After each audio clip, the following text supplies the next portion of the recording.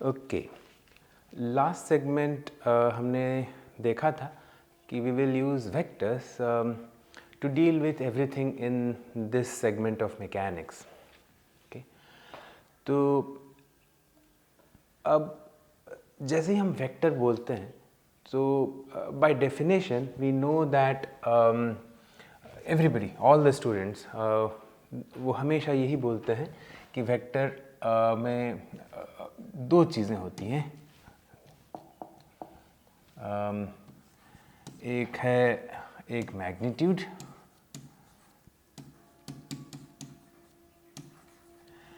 दूसरा है एक डायरेक्शन। और तीसरा जो है वो है, दोनों को दे हैव टू फॉलो और obey the law of addition, and this is vector addition, and of scalar multiplication.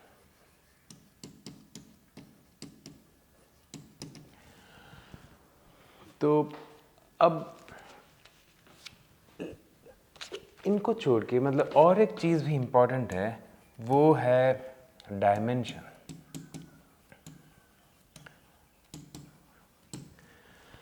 सो जैसे ही हम वेक्टर की बात करते हैं तो ये चारों चीज़ें दिमाग में आनी चाहिए कि क्या उसका मैग्नीट्यूड है। अगर हम वेक्टर को एक एरो जैसा सोचें तो क्या उसका लेंथ है, क्या उसका डायरेक्शन है, किस एंगल में वो ओरिएंटेड है, एंड क्या वो चीज़ मतलब जो ये जो वेक्टर क्वांटिटी है, it's a mathematical object, right. Now ये जो मैथमेटिकल ऑब्जेक्ट है और ये जिसको रिप्रेजेंट करता है फिजिकली, क्योंकि एक वेक्टर है, हम अगर मैकेनिक्स या फिजिक्स पढ़ रहे हैं तो every vector must be representing some physical parameter, है ना। तो कोई ना कोई तो फिजिकल पैरामीटर को ये रिप्रेजेंट करता होगा।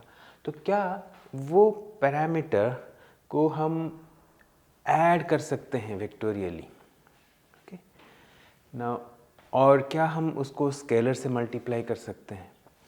तो वो चीज़ें होनी चाहिए। प्लस डायमेंशन के बारे में हमको सोचना चाहिए, क्या वो वेक्टर एक 2D स्पेस में है, क्या वो वेक्टर एक 3D स्पेस में है, या क्या वो वेक्टर एक हायर डायमेंशनल स्पेस पे है। क्योंकि हम बहुत यूज़ करेंगे आगे इस मैकेनिक्स के कोर्स में नहीं, लेकिन अदर कोर्सेज में vectors of higher dimensions are generally used, okay.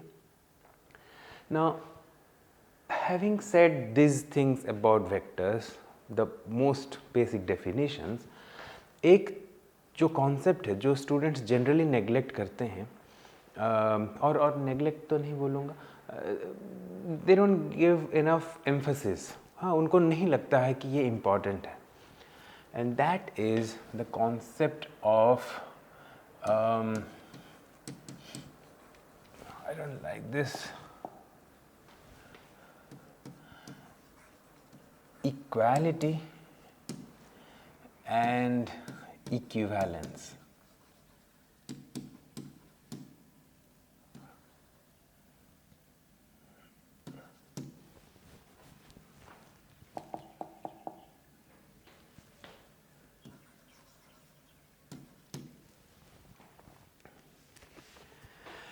Now ये जो है डिस्टिंक्शन, कोई अगर हमारे पास दो वेक्टर्स हैं, क्या हम बता पाएंगे कि ये दो वेक्टर इक्वल हैं या इक्विवेलेंट हैं, ओके। नाउ जनरली बच्चे कंफ्यूज्ड होते हैं टू यूज़ दिस, लेकिन ये बहुत बहुत इम्पॉर्टेंट है। जैसे ही हम आगे जाएंगे to derive some more important vectors which will be like building blocks, आगे जाके जो भी हम करेंगे उसके लिए they are like basic building blocks. तो उसको समझने के लिए, उसको विजुअलाइज करने के लिए कि हम सोच पाएँ उसके बारे में, ये दो कॉन्सेप्ट बहुत इम्पॉर्टेंट है। लेकिन how to define these two things, equality and equivalence? Let's see now, अगर हमारे पास ऐसा एक 3D स्पेस है, हम हमेशा 3D स्पेस को ऐसा एक कोऑर्डिनेट सिस्टम पे के थ्रू रिप्रेजेंट करेंगे, एक्स वाई जी हो या जीटा एटा गैमा हो, कुछ भी। नाउ इसमें अगर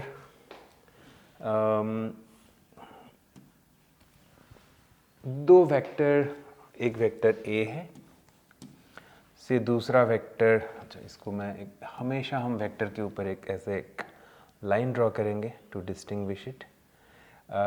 देन दूसरा वेक्टर मैं सोचिए यहाँ ड्रॉ करता हूँ, और आई हैव ट्राइड कि ये दोनों का लेंथ सेम हो, डायरेक्शन सेम हो,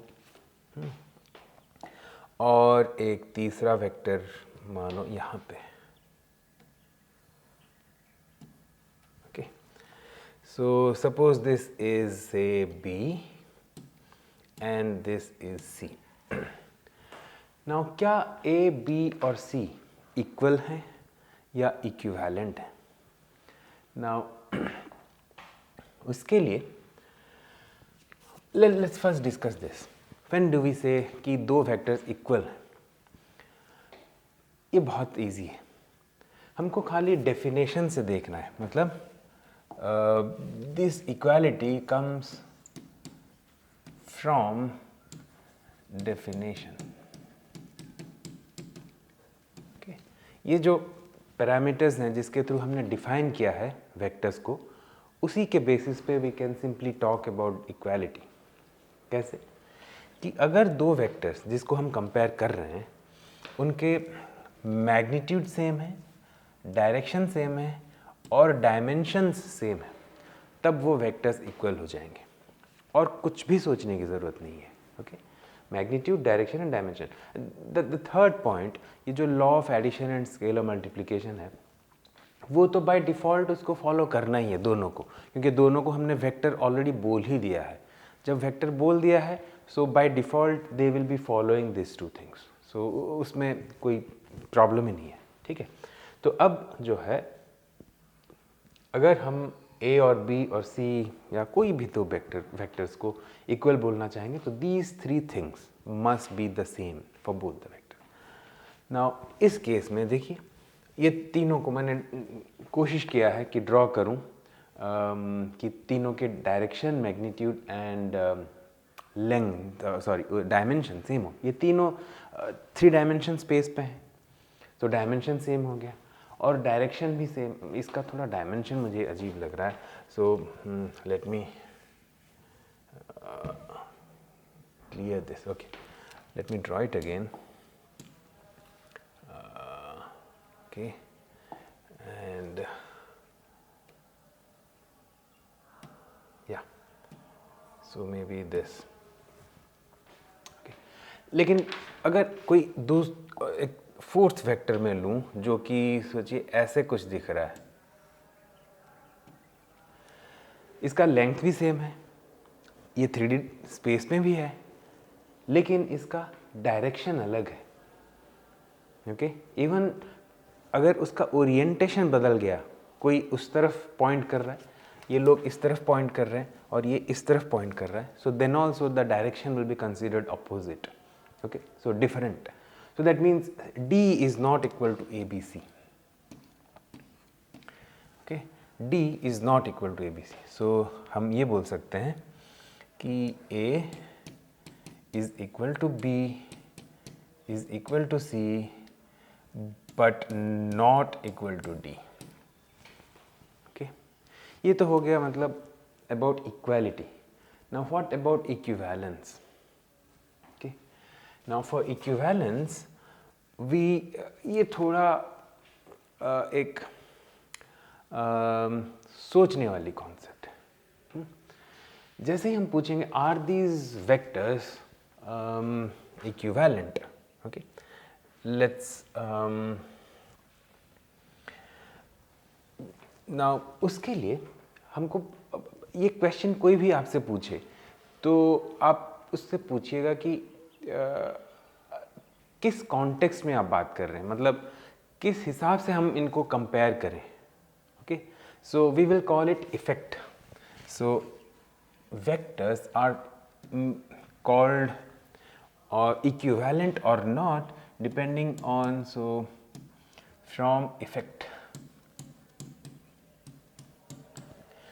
मतलब जो वेक्टर की बात हम कर रहे हैं उसका इफेक्ट क्या है, वो क्या कर रहा है, वो किस चीज़ को रिप्रेजेंट कर रहा है, वो सब चीज़ों पे डिपेंड करके ये तीन सेम भी हों तब भी ऐसा हो सकता है कि वो दो वेक्टर कुछ अलग काम कर रहे हों, उनके इफ़ेक्ट जो है सिस्टम पे अलग हों. अगर वैसा है so then the system the forces will not be और the vectors will not be equivalent. ठीक है, तो देखते हैं, क्योंकि ये थोड़ा सटल है चीज़, तो ये इफ़ेक्ट कैसा किस चीज़ को बोलते हैं थोड़ा एग्जाम्पल पे देखते हैं. Let's go to another page and यहाँ पे मैं एक एग्जाम्पल लेता हूँ कि सोचो कि यहाँ पे एक कैंटिलीवर बीम है. ओके, एक बीम जो कि वॉल में फिक्स्ड है, completely rigidly fixed on this side. और एक केस है जिसमें हमने एक फोर्स लगाया है यहाँ पे, सोचो इसको बोलते हैं से F2. और एक दूसरा केस है जिसमें हमने एक फोर्स लगाया है दिस वन F1. ओके, ये दोनों अलग केसेस हैं. एक ही टाइम पे फोर्स नहीं यूज़ हो रहे हैं. हम बस देखने की कोशिश कर रहे हैं क्या ये फोर्स और ये फोर्स इक्वल है या इक्विवेलेंट है. ओके, नाउ अगर हम ये पूछें कि are the vectors F1 and F2 equal, तो देखते हैं तो डेफिनेशन के हिसाब से क्या इनके मैग्नीट्यूड सेम है. अच्छा, मैंने तो बताया नहीं. देखते हैं कि let's take F1 to be equal to say F2/2 और यहाँ पे एक देते हैं कि जो डिस्टेंस है इसका सोचिए L है और ये जो डिस्टेंस है वो 2L है. ओके, अब सोचते हैं कि क्या इनके मैग्नीट्यूड सेम है. नहीं है, क्योंकि ये तो आधा है इसका मैग्नीट्यूड वाइज. तो फर्स्ट पॉइंट ये सेटिस्फाई नहीं करता है. लेकिन क्या अदर 2 पॉइंट्स आर सेटिस्फाइड. क्या इनके डायरेक्शन सेम है. यस, डायरेक्शन सेम है. क्या इनके डायमेंशनलिटी सेम है. यस, क्योंकि ये दोनों ही 3 डायमेंशन स्पेस पे एग्जिस्ट करते हैं. या फिर अगर हम इस प्रॉब्लम को 2D माने तो 2D स्पेस में एग्जिस्ट करते हैं. जो भी माने, ये दोनों एक ही डायमेंशन के स्पेस में एग्जिस्ट करते हैं.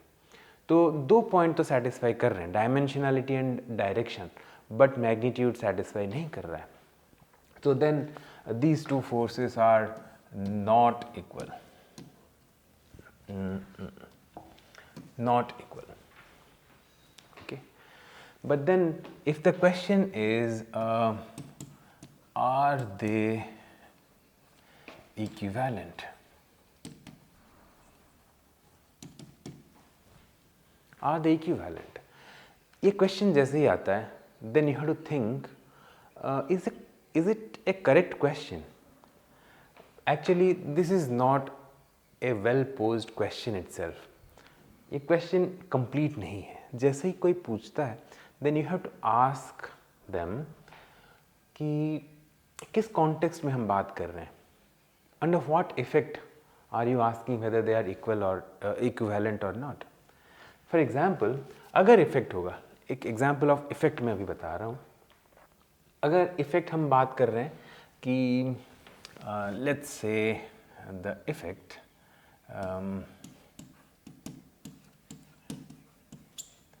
is the twisting or bending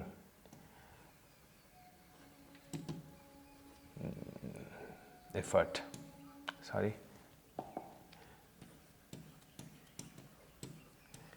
okay ये जो दो फोर्सेस हैं वो कितना एफर्ट लगा रहे हैं फॉर बेंडिंग इट, है ना।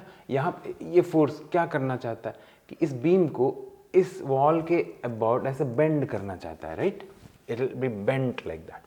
नाउ वो कितना मोमेंट है जिसको हम मतलब all of you know what a moment of a force is about any point. तो बेसिकली ये फिजिकल एक पैरामीटर है जिसको हम मोमेंट के नाम से जानते हैं, और हम पूछ रहे हैं उसके रेस्पेक्ट में आर दे इक्विवेलेंट। तो देखते हैं, सोचिए कि F1 को M1 बोल रहा हूँ मैं, which is also a vector, और ये हम तो जानते ही हैं कि F1 times 2L। Now F1 times 2L is the moment, right.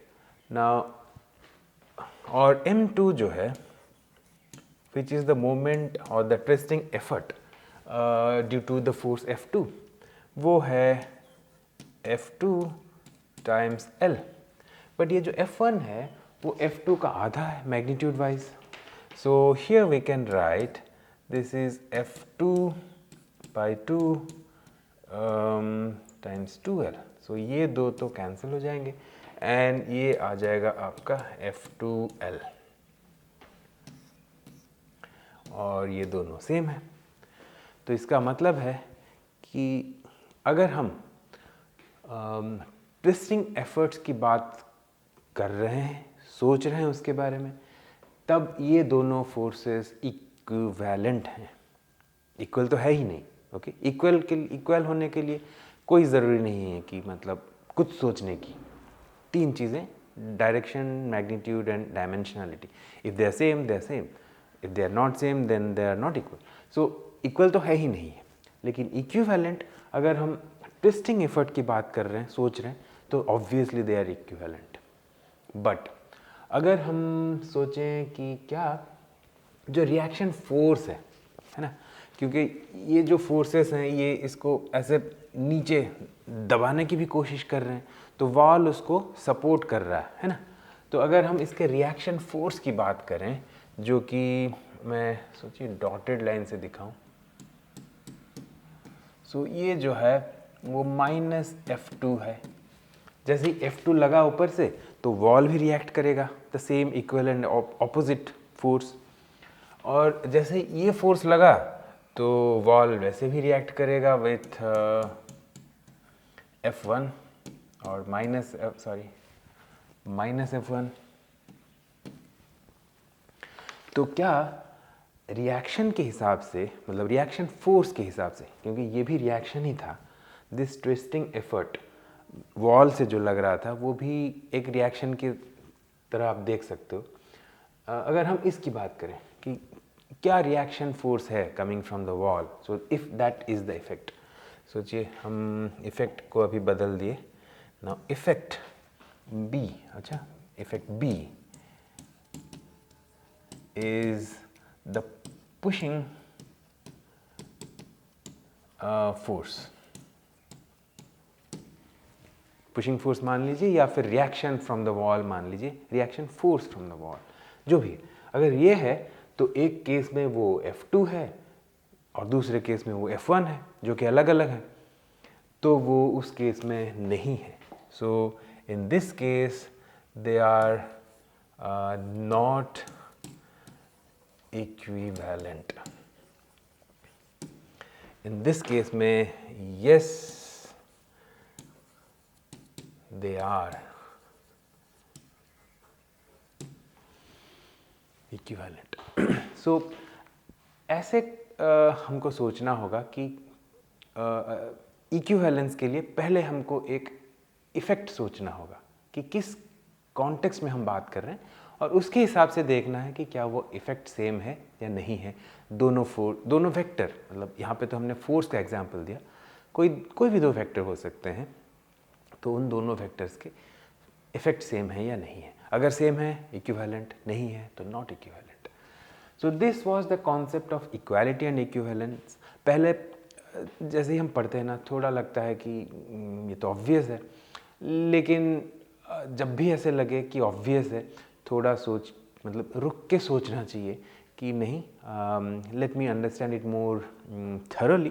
क्योंकि बाद में जब ये बहुत ही एक इम्प्लिसिट वे में कहीं पे घुस जाएगा तो इसको सोचना बहुत ज़रूरी है कि हाँ, आर द इक्वल। क्योंकि बहुत बार होगा, हम आगे भी देखेंगे स्टूडेंट्स क्या होता है उनके साथ प्रॉब्लम कि जैसे इस में अब यहाँ पे एक फोर्स लगा है, यहाँ पे एक फोर्स लगा है, या फिर हम देखेंगे कि एक वेक्टर ऐसे दिया हुआ है और उसको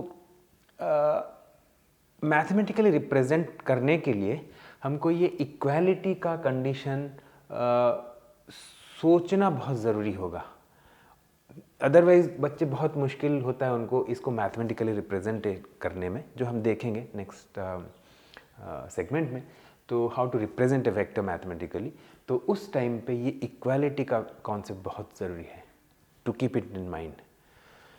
ओके, ठीक है, तो हम यहीं पे रुकते हैं in this segment, and we will meet in the next segment with maybe representation of vector.